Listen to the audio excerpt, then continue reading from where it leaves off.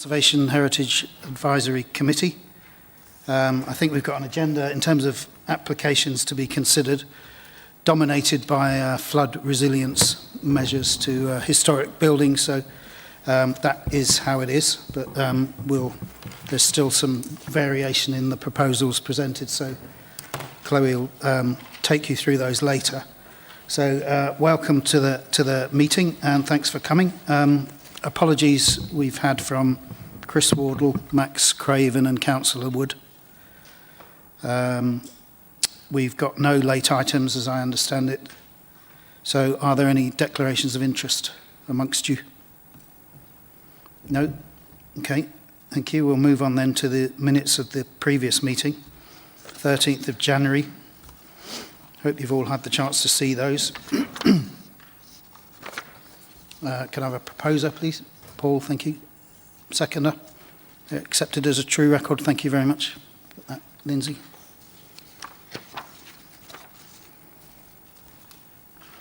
Applications determined since the last meeting. Again, you've seen those, so unless there are any comments or observations, that's noted. And likewise, applications not being considered. You've had the list of those. So that takes us on to applications for consideration today. If I can hand over to you, Chloe, please.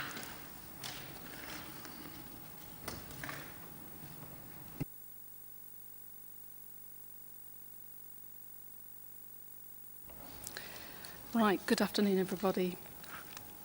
So before us, we've got three planning applications,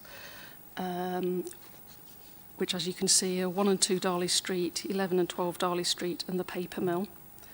And we've got 30 applications for listed building consent to works to a number of listed buildings within Darley Abbey. So we're not going to look at these individually, as there is some repetition within these applications. So I intend to look at the three applications for planning permission first, and then followed by specific rows and streets. So looking at the applications, under each street to try and go through these. Obviously, as I just move on to the details on the screen, as you'll all be aware, under the OCOR project, there's been a number of flood resilience measures, and that has gone on along the River Derwent, all the way along it within Derby City. This part is obviously, you can see on the map, other buildings which there is flood resilience needed, and the application today cover most of those buildings. So the whole site falls in within the Our City, Our River flood alleviation scheme area, and they've been identified as needing property level protection from flooding. And that can be seen on the original application for Our City, Our River, and all the details of that. The report covers the design options for the area and why property PLR or PLP measures are needed for this area. And as you know, the OCOR scheme gained planning consent in 2015. So obviously, you'll see the big list of all the different properties. I think there's a couple still to come forward, but there's quite a few. Obviously, you're fully aware of the background. It's all online, which you will have seen, in terms of the need for property resilience for these particular properties. And obviously it's in flood zone 3, so there's a high risk of flooding greater than 1%, so that's 1 in 100 chance of flooding annually from the river. So there's been an analysis for each property, as you will have seen, in terms of the property and the risk. So just moving on to the properties themselves, there has been heritage statement and heritage impact assessment using ICOMOS guidelines that's been submitted alongside these applications.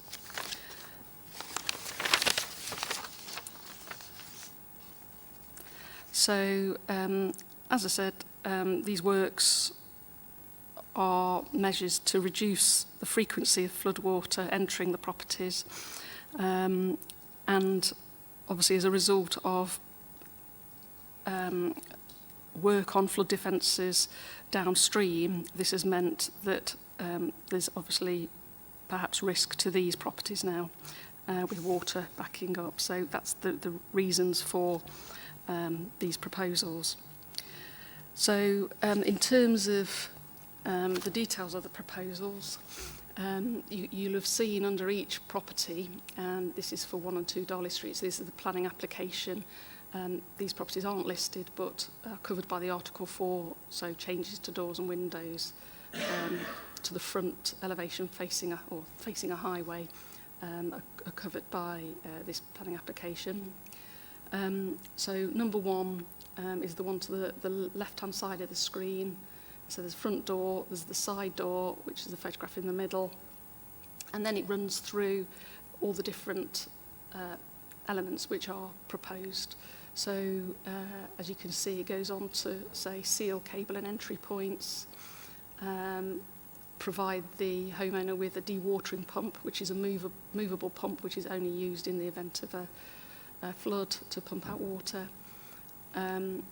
repainting masonry where it's existing, where it's already painted, seal up render lip, which is just underneath the render where it joins the brickwork, repointing, most of it's at the low level, and well, all of it is, and the addition of a service non-return valve, which we'll see the details of later. It's really on drainage, so to stop the possibility of water backing up the pipework. So then there's a level of detail in terms of the material, which is Accoya and tricoya and plywood in terms of the construction of the door to make the door, and I should just add also that it's the replacement of the door frame as well, because there's a need for, robust seal. So the proposals they're trying to replace on a like-for-like basis or to match existing, but these new doors will have flood resilience. So that's their philosophy in what they're trying to do. They're, where possible, going to reuse existing door furniture. The glazing in the door units are 24 millimetres thick. These have been specified to suit the thickness of the door construction, which is required for flood resilience. So they've talked about why single glazing and slim double glazing units aren't considered suitable. Then they've gone on to talk about the other options that they've looked at, and I'll come to those shortly. So just going on to 2 Darley Street, to this one, it's the change to a front door and the side window. Should just draw your attention that the door to the front, which looks to be a sort of boarded stable door, was changed without permission very recently in 2020.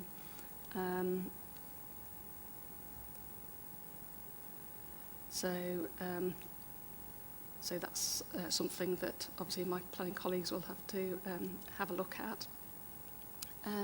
But in effect, they're seeking permission for the flood resilient door, which is a stable door rather than a like-for-like replacement, but that's an issue for others. Then we've got 11 to 12 Darley Street. So once again, front door is being proposed to be changed. Then there's a number of works to the rear of the building and the side of the building, and many of which replicate the ones which I've mentioned already. And this is the detail, an example of the door detail. So number 12, which is the next door, the proposal there is to replace the front door like for like, and in terms of its design, and the front window, and that's because of the height of the sill.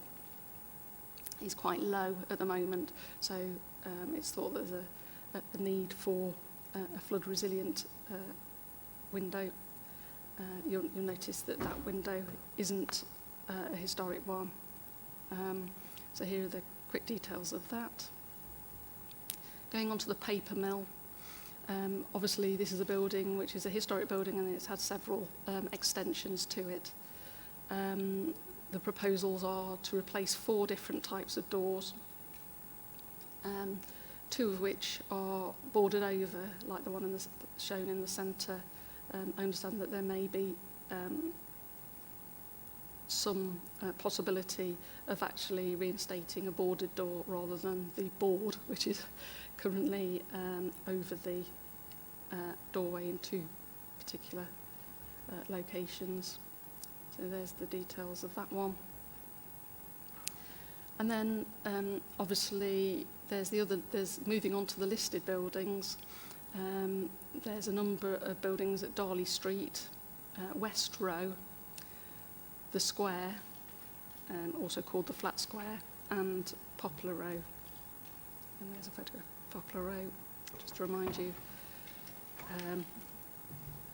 There are a few historic... Oh, sorry.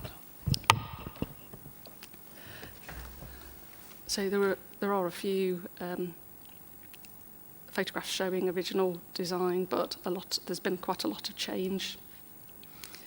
So just going through the general elements, obviously there are things that you've seen online in terms of sealing cable entry points, repainting masonry, dewatering pump, replacing air bricks,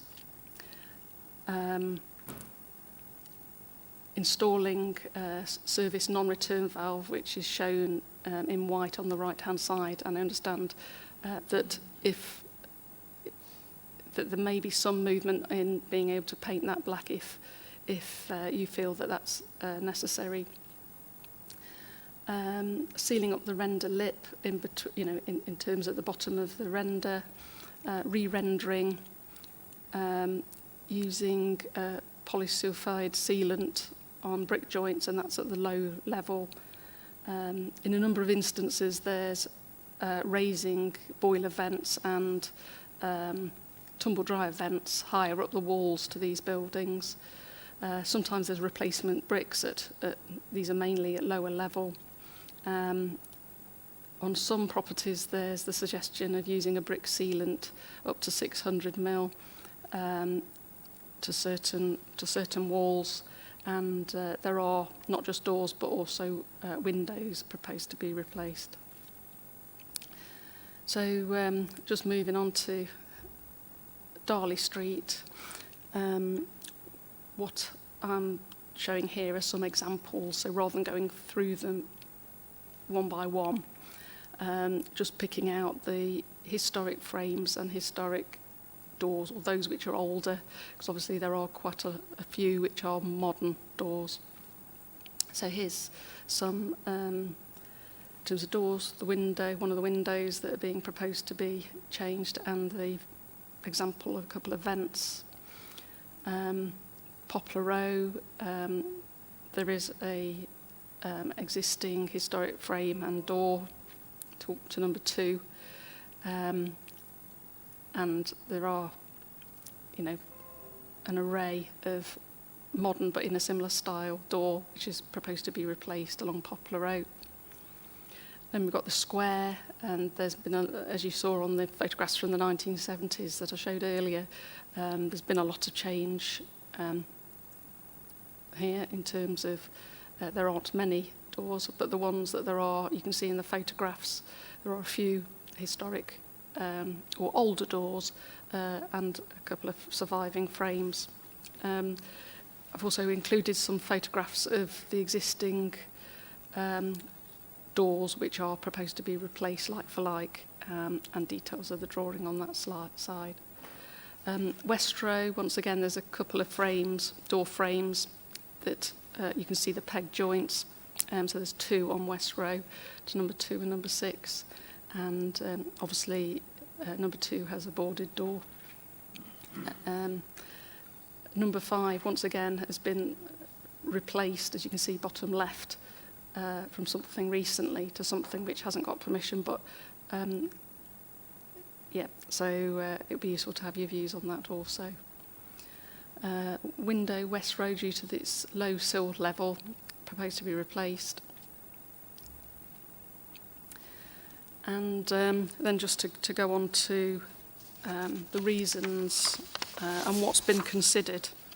So obviously they've looked at the options in terms of use of doors instead of demountable floodboards to be a more favourable option, because the boards would mean visible framework for it to be fixed into within the door aperture.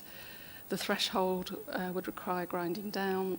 The board option requires the resident to be able at any time of day or night to fit the board and store it. Many owners have a preference for doors. They don't want to feel able to be lifting it, etc. This is part of the application, so I'm sure you've all had a look at this list. Yeah, so they've looked at passive prevention measures.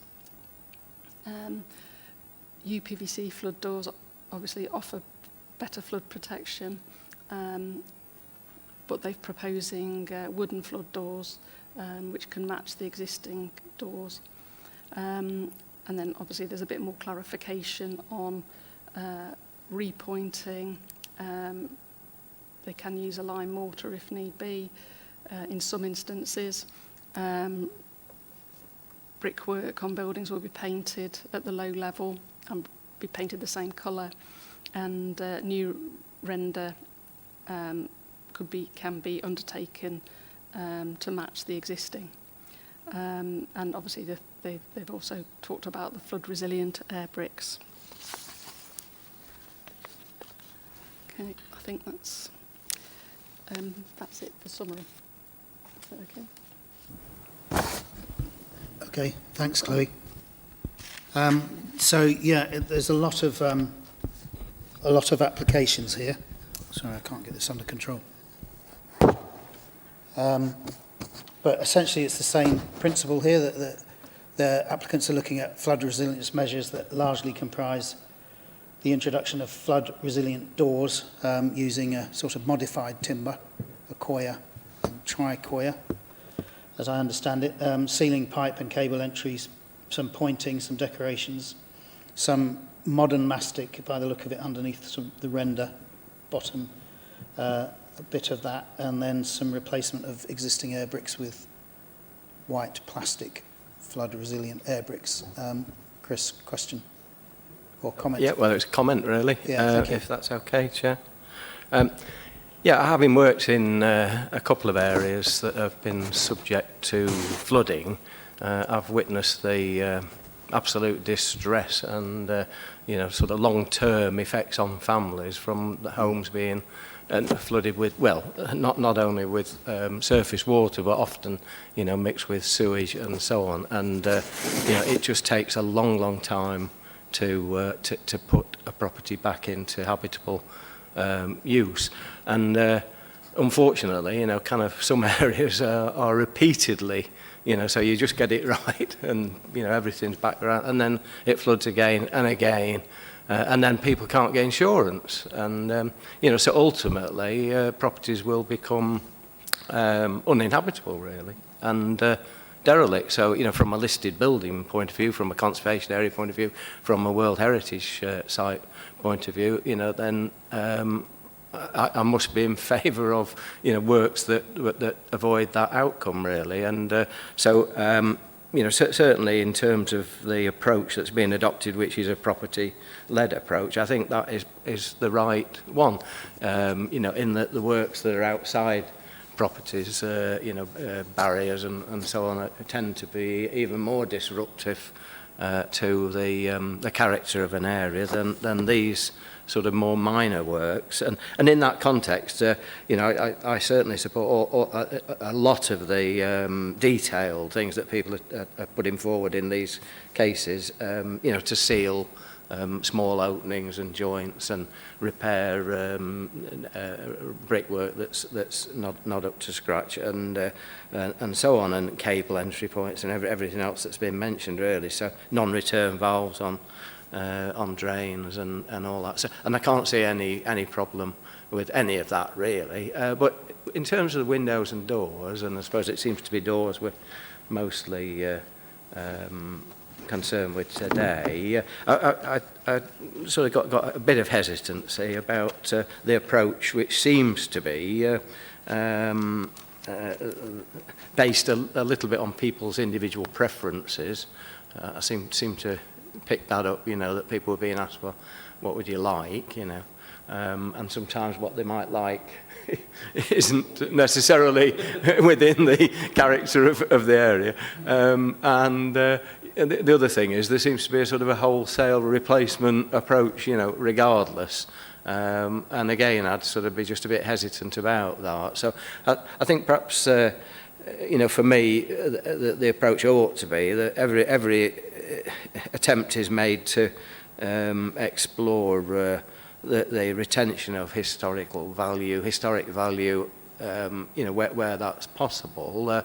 You know, so if a door is of, you know, of particular value, then I'd say, well, you know, maybe, you know, that should be looked at, whether there can be some application of or some adjustment of the existing door, you know, that achieves floodwater resilience.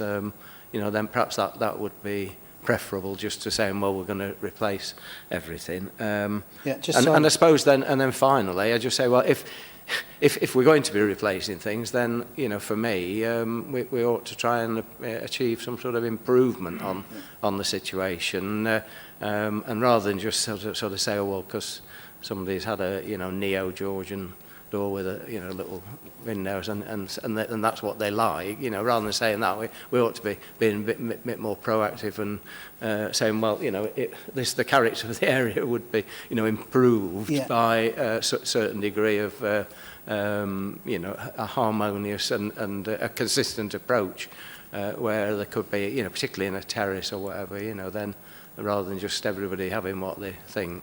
You know, that some attempt could be made to talk to people about, you know, how things might be different and reflect better the you know, the past really. So. Okay, thank you for that. I just wanted to pick up on one point to do with looking at individual historic doors, for example, Chloe. I think there have been some further feedback from the applicant or applicants on that, in terms of why that's not being suggested at the moment. Have they given a justification for that? Well, I mean, obviously, I read out what was in their design and access statement in terms of that they'd looked at and the reasons and the justification for looking at this way forward instead of with flood barriers, you know, barriers and slotted in to a frame in front of the doors. So obviously that's the information that we've got before us. I thought they'd given some follow-up information. They've on some follow-up information to some questions that I asked them. They have said that they can't keep a historic frame and put a new door within it. It has to be a frame and door set that has to go back in to create that flood resilience. To give the guarantee of flood resilience, I guess they'll be saying. And I think that's it in summary. Okay, thanks. Ian. I was in Washington DC in Norfolk last week, and all the houses on the front of the quay that the flood boats, individual boats with, you know, the aluminium parts, and they look quite sophisticated. But then obviously had the similar problem that you alluded to about the fact that some of the doors were quite historical. Mm. So I think, you know, somebody has to make a decision about whether some of those doors are original ones and whether we need to keep them. I mean, I'd be interested to know actually what the cost differential is between the two. You know, is it more expensive to replace the whole door? I would imagine it would be to put in the flood defence type doors. Don't know. No, well, there's a lot of doors, isn't there? Yeah, there are a lot of doors. Yeah. Okay, we'll come back around. Paul. Yes, thank you. Yeah, I agree entirely with what Chris said earlier about the devastation that flooding can cause. Yeah. We've got historic buildings here, and the likelihood of losing a lot more historic fabric if their buildings are flooded is significant. I take on board what's being said about the existing doors and the existing frame, but the applicant has quite clearly pointed out that the two need to be worked together to actually form a decent seal against flooding, and I accept that. And if you look around that area, there is such a variety of doors, it's very difficult to pick out. There are some a lot older, without doubt, but you can't actually identify something that's categoric in terms of the original, shall we say. But I also think that Chris's suggestion about enhancement in actually, rather than repeating, which I can understand from a client point of view, they want to repeat what they've already got. But I think there's an opportunity here to actually regularise and actually bring back what the estate might have looked like with all front doors looking very similar. That can be done in particular blocks or streets and square, and I think that will be effective. The other thing that is worth noting is that over the top of a lot of the arch, under the arch brickwork work, the openings, there are number plates for doors which ought to be retained as part of the work that goes on, and the arch insert over the top of the frame also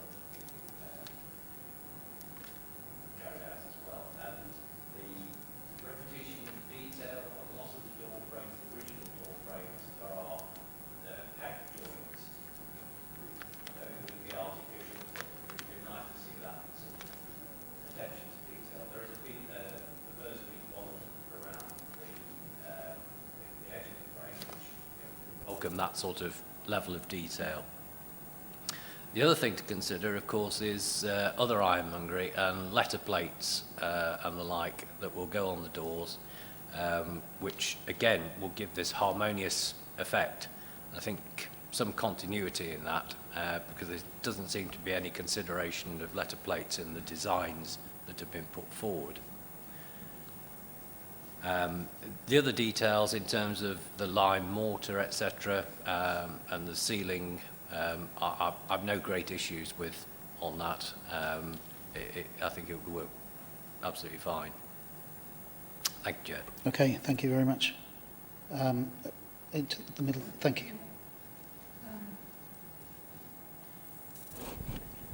Yeah, just generally in support of the scheme, obviously to protect the properties and the households.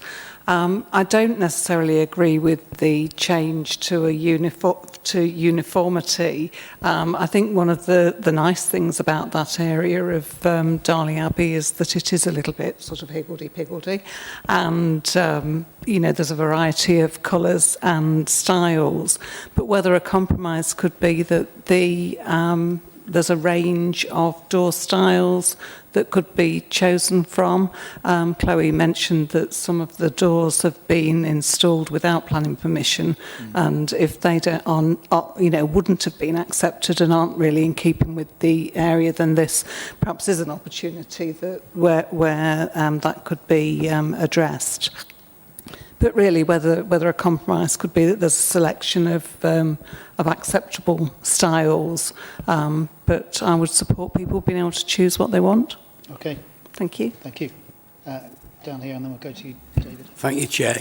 Yeah, I'm not competent to comment on the various actual architectural aspects, but I certainly endorse the approach of making the house itself resilient rather than the barriers. Last week, at the height of the rain last week, I live in Bredsall, and at 1 o'clock in the morning, having taken a view on the Dambrook, my neighbour and I were busy installing his barriers, which takes quite a while, and they're heavy, and you have to move them, and it's all pouring down with rain, and these things always happen at the most inconvenient time. So having the house itself resilient without any proactive measures taken by the house owner, I think, is the way to go. Thank you very much. David at the back there. Yes, as a Darley Abbey resident, I'm absolutely delighted that we haven't had the sort of overall barriers that they've had done in Chester Green. I think it's absolutely ruined the look of Chester Green, in my view. Maybe down there it is necessary, but thankfully these houses have not suffered flooding in recent years. So even in the last, big floods that we've had this year, 2 years ago, they haven't actually been inundated. So I certainly support the measures that are proposed in this application. As for making the doors uniform, the houses were not necessarily all built. It's not like some of these estate villages or some of the mill villages like Saltaire, where they were all built to a particular plan. These cottages seem to have developed over a period of time, and so not necessarily there were uniformity in the first place. So if that was the case, there'd need to be quite a bit of historical research to find out what sort of doors they would have had at the time. But I do support keeping as much of the architectural detail or original detail as is possible whilst being able to maintain a decent seal. I think Poplar Row is probably a slightly different area because that does seem uniform. And I think I'm right in saying that it still has its original doors or something very like the original. But most of the square and Darley Street certainly have acquired a lot of different doors over the years. So perhaps a different approach there. But again, that area was probably developed over a period of time and not necessarily all of a piece. Okay, thank you. There we are. Chloe, is there any further evidence to support the argument relating to uniformity, if you want to call it that? Well, I would imagine there might be. Obviously, you're quite right, historic research will be needed to look at the doors. Obviously, each that we've been talking about, the dates for each lot of buildings, they were, in terms of Darley Street, these were built in the early 18th century. West Row were all built in one go at 1792. Flat Square was 1792, and Poplar Row slightly later, early 19th century. Obviously, some of them are related to the Evans's development as time went on. But I agree that obviously Poplar Row can be seen. Obviously, they've all got a coherent. Some of them have lost their original frames, but some of them haven't. But they all have a boarded door, plank door appearance. So yes, on other areas there are elements of boarded plank doors, but there are also some older, historic, as you'd have seen on the photographs, panelled doors, so 4 panelled doors. Okay, thank you. Paul.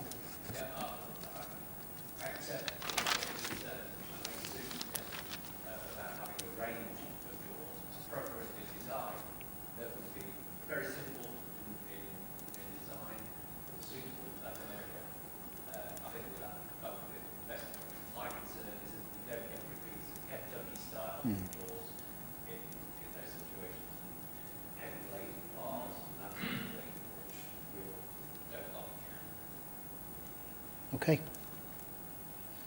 Any further comments? Carol? I think it's just a query. Near the cricket ground, is there not a Regency house that I wonder whether that would be included in these flood defences? Mill House, yeah, that has already had an application over the last few years, and that has been made flood resilient.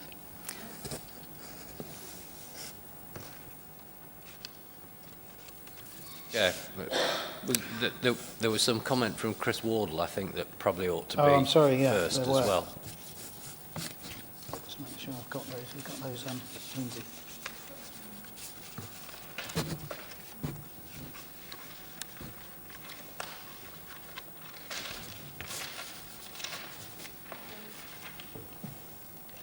Yeah, thank you.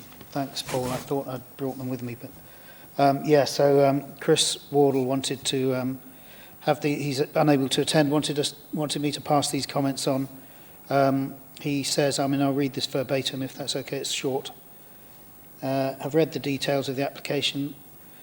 These are all proposals to safeguard the properties in question from flooding by replacing existing doors with doors capable of resisting flooding. Fortunately and unusually, these applications are covered by an adequate historic impact assessment. This indicates that the proposals are unlikely to have a significant impact on the fabric of the buildings, and the majority of original doors, he says, having long since been replaced, so he's accepting their conclusion. The only question he has for the committee is why are similar safeguards not being expended to the most historic important asset on the west side of the river, namely the Abbey Inn. I can see that any proposal to safeguard the inn will entail an application for scheduled monument consent and involve the direct involvement of Historic England. I don't know if there's any comment on that from you, Chloe. Thanks. I've asked the applicant about the Abbey Pub, and the response was as follows. So obviously it's a Treasure Ancient Monument and listed building, Treasure Star, and it's not receiving any works as a result of discussions with Historic England. There was discussions with possible works of making it flood resilient. However, Tim Allen, who's the Historic England advisor regarding generally scheduled ancient monuments in our area, said that obviously the only approach would be for small walls and floodgates around the steps on Darley Street, and it was felt that the existing stone structure and floors were flood resilient and had withstood floods over a long time. So that's why there aren't any specific proposals as regarding this building.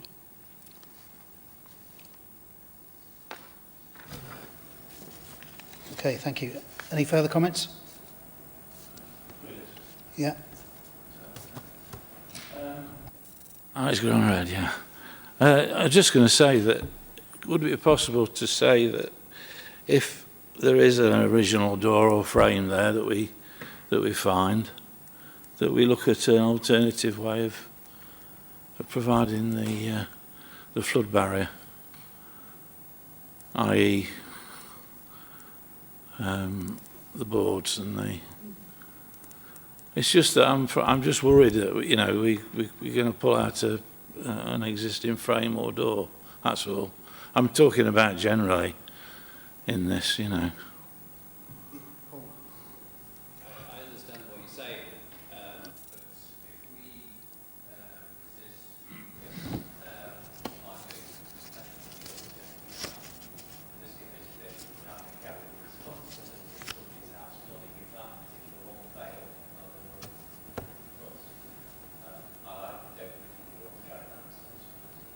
And there's the danger, is there not, that might introduce a sort of piecemeal look to the to the whole area too, which this is seeking to avoid. But yeah, I mean, I think, you know, anybody else want to add anything? Okay. Thank you for that. I think so. From the committee's point of view, there's clearly support for measures to safeguard historic properties from flood devastation. So this is all to be welcomed. And the property-led approach is also supported. So the notion of creating resilient homes and avoiding, you know, flood barriers and defences in the sort of wider townscape and landscape is also to be welcomed. But members have talked about whether historic fabric can be retained and making sure that that is explored as fully as possible, Chloe, notwithstanding the issues we've discussed. And this point about respecting details, joinery details, you know, inserts above doors, number plates, etc., needs to be taken on board so that the replacements are as faithful as they can be. I think the key point was to do with betterment. So in this scheme, I think everybody is welcoming it, but there seems to be an opportunity to achieve some betterment in terms of the whole, across the whole piece. So, you know, more consistency, a significant opportunity to regularise doors to a degree to create a greater sense of unity and harmony, and that might be within you know, an appropriate range of doors, and we're all guarding against the replacement of clearly inappropriate doors that have been added at some point. So it's not just a simple like for like, it's a thoughtful approach to making sure that there is some betterment that comes out of this. But I think, you know, there's a strong support for the scheme from the committee. So I hope that that summary covers it. Okay, thanks, Chloe. If we can move on to the George Rennie Heritage Award, please.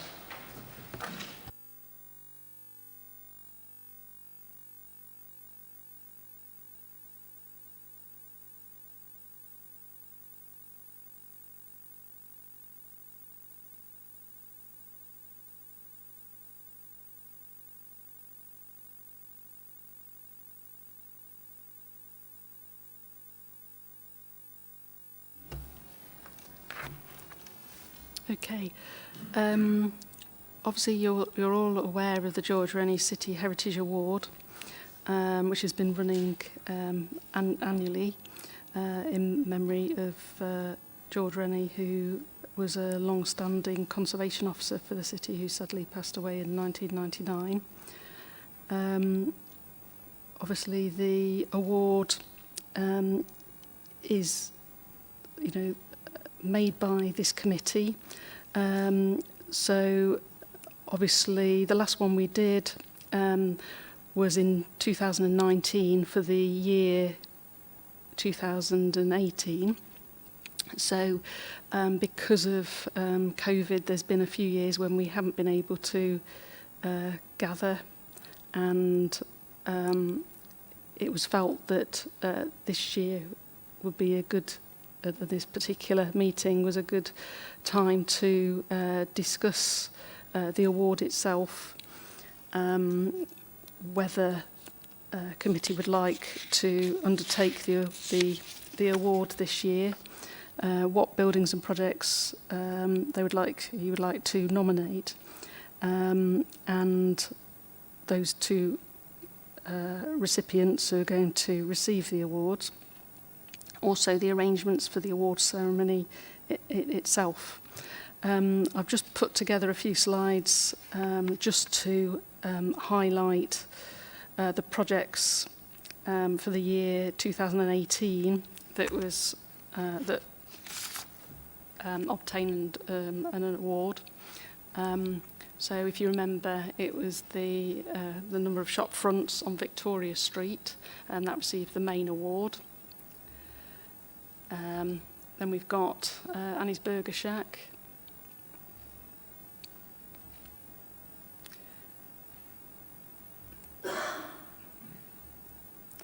And then we've got St James's Yard and the repair and reuse, so the before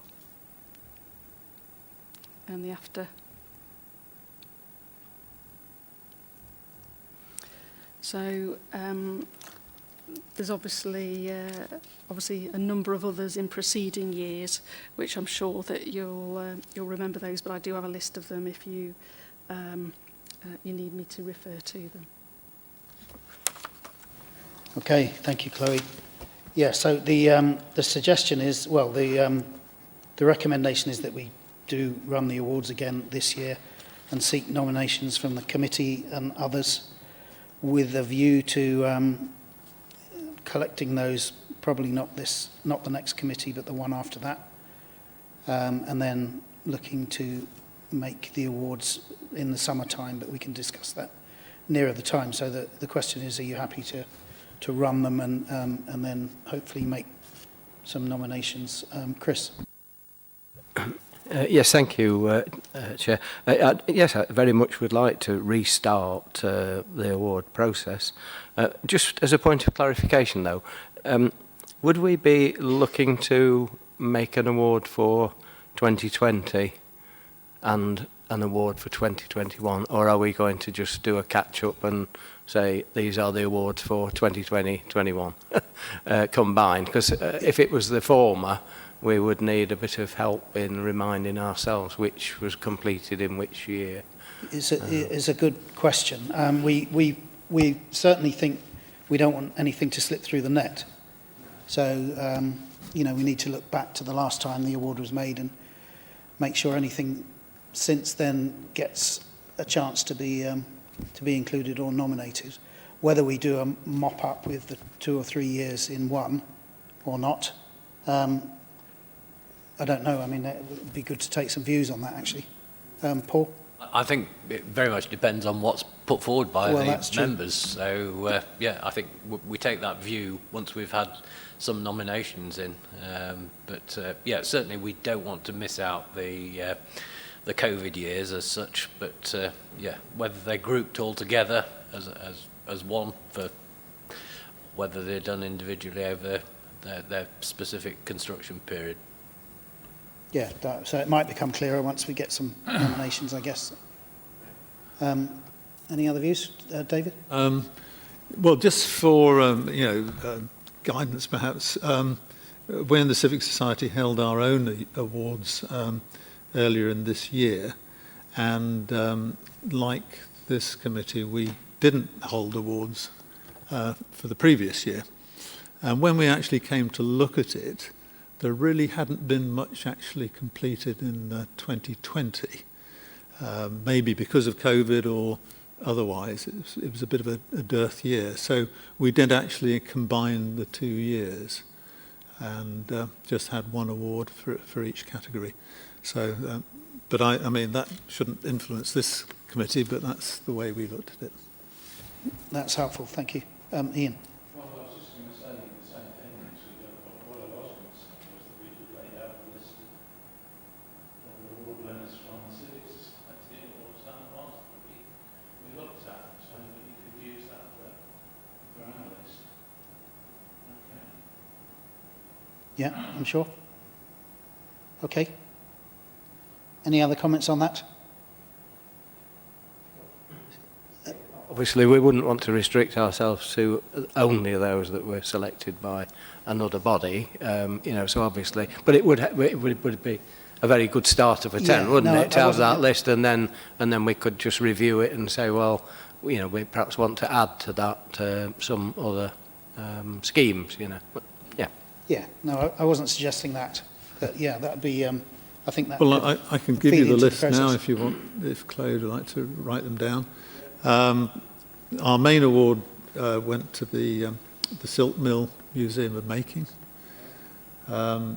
the highly commended was Benrose School. Now, I don't know whether that falls outside our remit because it's not, I think, listed all within a conservation area. But then we had two commendations, one for the chapel on the corner of Green Lane and St Peter's Churchyard, and the other was the houses that have recently been refurbished and converted into, I think, flats in St Mary's Gate.